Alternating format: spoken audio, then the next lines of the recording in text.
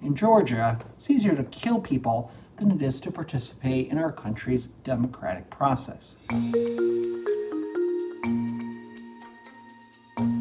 The tragic shooting near Atlanta, Georgia, which left 8 people dead, including 6 Asian women, took place as our nation confronts rising hate crimes against Asian Americans. But it also underscores the reality that America's dangerously weak gun safety laws make it far too easy for people fueled by hate or misogyny to intimidate, harm, and murder.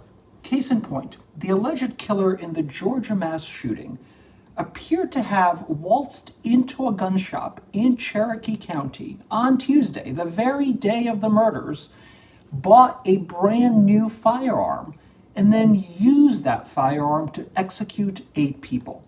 As Matthew Wilson, a Democratic Georgia state representative, tweeted, quote, "In Georgia, it's easier to buy a gun than it is to vote.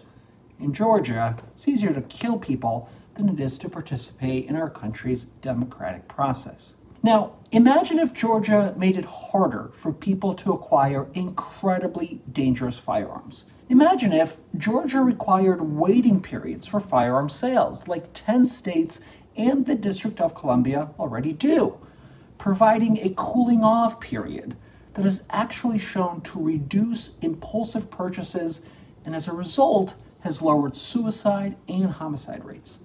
Imagine if there was a national standard. Just imagine how many lives we could save.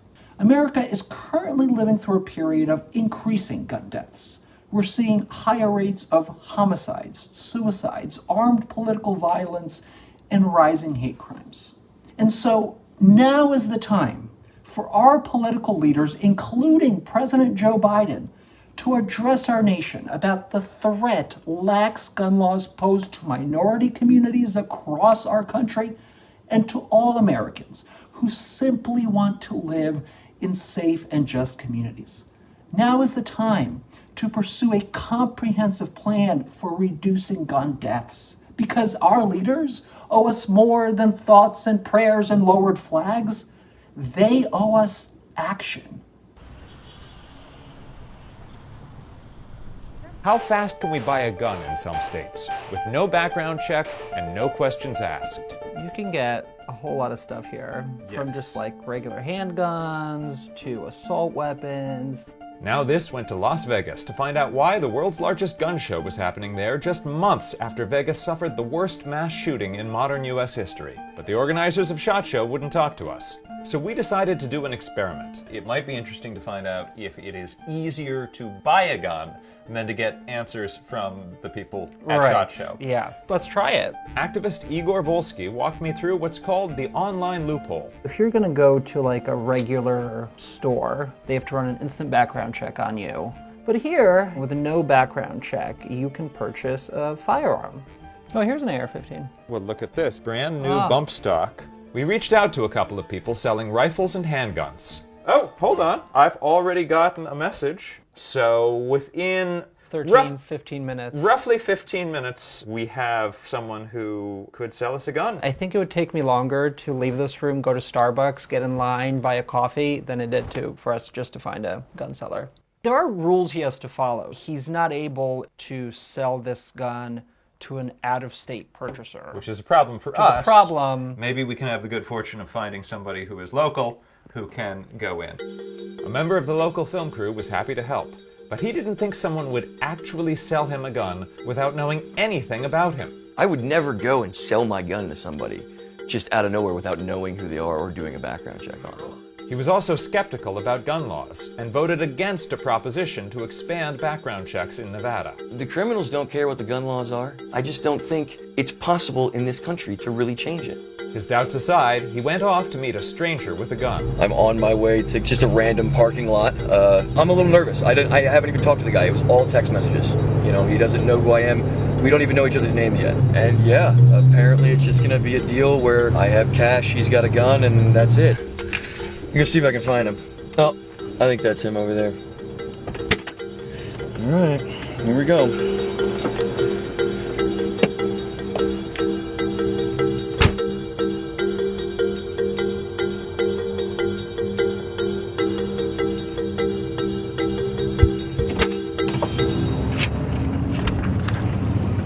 That's it.